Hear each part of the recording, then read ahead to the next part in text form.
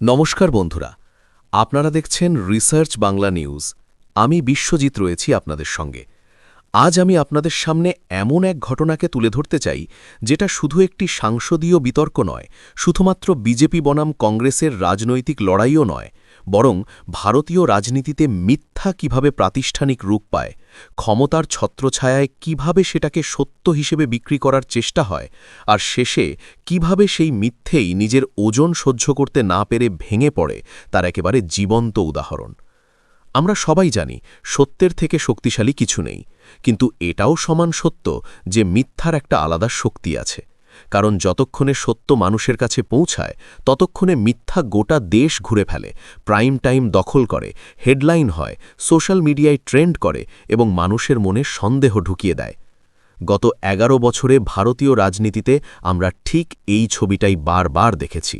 কিন্তু আজ যে ঘটনাটা নিয়ে কথা বলছি সেটা আলাদা, কারণ এইবার মিথ্যেটা শুধু ধরা পড়েনি, এইবার মিথ্যেটা ধরা পড়েছে সংসদের পাটাতনে, লিখিত সরকারি নথিতে, খোদ মোদি সরকারের দেওয়া উত্তরে। আজকের কেন্দ্রীয় চরিত্র বিজেপি সাংসদ ড সম্বিত পাত্র। বিজেপির জাতীয় মুখ হিসেবে যাকে বছরের পর বছর আমরা টিভি স্টুডিওতে দেখেছি, কখনো আক্রমণাত্মক ভাষায়, কখনো তথাকথিত তথ্যের পাহাড় সাজিয়ে কংগ্রেস, সোনিয়া গান্ধী, রাহুল গান্ধীর বিরুদ্ধে অভিযোগ তুলতে।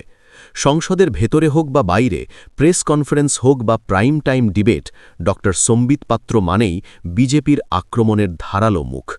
কিন্তু আজ প্রশ্নটা খুব সোজা, এই অভিযোগগুলোর ভিতটা আসলে কি? সত্য নাকি পরিকল্পিত রাজনৈতিক কল্পকাহিনী?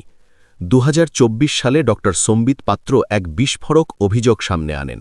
তিনি দাবি করেন, ইউপিএ আমলে সোনিয়া গান্ধী নাকি প্রধানমন্ত্রী সংগ্রহালয় থেকে ভারতের প্রথম প্রধানমন্ত্রী পণ্ডিত জওহরলাল নেহরুর লেখা ৫১টি বাক্স ভর্তি চিঠি চুরি করে নিয়ে গিয়েছেন। বিশেষ করে এডুইনা মাউন্টব্যাটেন ও জয়প্রকাশ নারায়ণকে লেখা নেহরুর চিঠির কথা তুলে ধরে বলা হয়, এই চিঠিগুলোতে এমন কিছু রয়েছে যা প্রকাশ্যে এলে বিজেপির তৈরি করা ইতিহাসের বয়ানের সঙ্গে মিলবে না।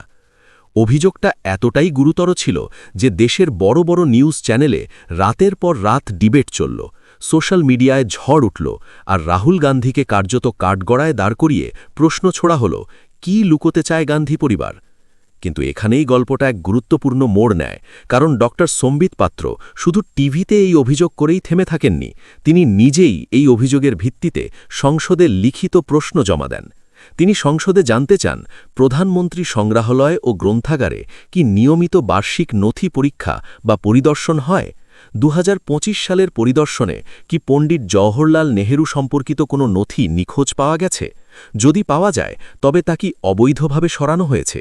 আর যদি অবৈধভাবে সরানো হয়ে থাকে, তাহলে কারা দায়ী এবং তাদের বিরুদ্ধে কি ব্যবস্থা নেওয়া হয়েছে? এখন বন্ধুরা, এখানেই আসল ঘটনাটা, কারণ এই প্রশ্নের লিখিত জবাব সংসদে দেন সংস্কৃতি ও পর্যটন মন্ত্রী গজেন্দ্র সিং শেখাওয়াত, আর সেই জবাবই কার্যত ড সম্বিত পাত্রের গোটা অভিযোগকে এক ঝটকায় ভেঙে চুরমার করে দেয়। ভারত সরকার সংসদের লিখিত পাটাতনে লিখিতভাবে জানায়, প্রধানমন্ত্রী সংগ্রহালয় ও গ্রন্থাগারে ২০২৫ সালের পরিদর্শনের সময় পণ্ডিত জওহরলাল নেহরু সম্পর্কিত কোনো নথি নিখোঁজ পাওয়া যায়নি, একটি দলিলও হারানোর প্রমাণ নেই, ফলে অবৈধভাবে সরানোর প্রশ্নই ওঠে না। আর যেহেতু কিছুই নিখোঁজ হয়নি, তাই কোনো তদন্ত, কোনো সিদ্ধান্ত, কোনো পদক্ষেপ নেওয়ার প্রয়োজনও পড়েনি। এখানে দাঁড়িয়ে একটা খুব সাধারণ কিন্তু ভয়ঙ্কর প্রশ্ন উঠে আসে, তাহলে ড সম্বিত পাত্র এতদিন ধরে কি বলছিলেন? ৫১ বাক্স চিঠি চুরি, সোনিয়া গান্ধীর বিরুদ্ধে গুরুতর অভিযোগ, ইতিহাস লুকোনোর গল্প, সবটাই কি রাজনৈতিক ফায়দার জন্য বানানো? আর যদি বানানো হয়, তাহলে সংসদীয় গণতন্ত্রে এর দায়িত্ব কে নেবে? সবচেয়ে তাৎপর্যপূর্ণ বিষয় হল, এই মিথ্যাটা ধরিয়ে দিল কে? কংগ্রেস নয়, বিরোধী দল নয়, কোনো ইউটিউবার বা ফ্যাক্ট চেকারও নয়, খোদ মোদি সরকার। সংসদের লিখিত উত্তরে সরকার কার্যত স্বীকার করল, ড সম্বিত পাত্রের অভিযোগের কোনো বাস্তব ভিত্তি নেই। এর থেকে বড় রাজনৈতিক বিড়ম্বনা আর কি হতে পারে, যেখানে একজন শাসক দলের সাংসদ নিজের দলের সরকারের কাছেই কার্যত মিথ্যাবাদী প্রমাণিত হচ্ছেন। এখানেই আরেকটা গভীর রাজনৈতিক প্রশ্ন উঠে আসে, কেন বিজেপি এবং তার নেতারা বারবার নেহেরু নামটাকে সামনে টেনে আনেন? কেন গত এক দশকেরও বেশি সময় ধরে নেহেরু হয়ে উঠেছেন সব সমস্যার মূল খলনায়ক? নেহেরু নেহেরু করে ইতিহাসকে নতুন করে লেখার এই চেষ্টা কি আসলে বর্তমানের ব্যর্থতা ঢাকার কৌশল নয়? আজ আমরা বারবার দেখি নেহেরু ও সর্দার বল্লভভাই প্যাটেলকে মুখোমুখি দাঁড় করানোর চেষ্টা চলছে। বলা হচ্ছে নেহেরু প্যাটেলের সৎকারে যাননি, তাদের সম্পর্ক ভালো ছিল না। অথচ ঐতিহাসিক নথি, সেই সময়কার সংবাদপত্রের প্রথম পাতা, আর্কাইভের ছবিগুলো স্পষ্টভাবে দেখায় নেহেরু সেখানে উপস্থিত ছিলেন, তৎকালীন রাষ্ট্রপতিও ছিলেন। শুধু তাই নয়, প্যাটেলের মৃত্যুর পর নেহেরু নিজে লিখেছিলেন যে চেয়ারটি বছরের পর বছর তার পাশে ছিল, সেই শূন্য চেয়ার তাকে আজীবন তাড়া করবে। এগুলো মতামত নয়, এগুলো নথিভুক্ত ইতিহাস।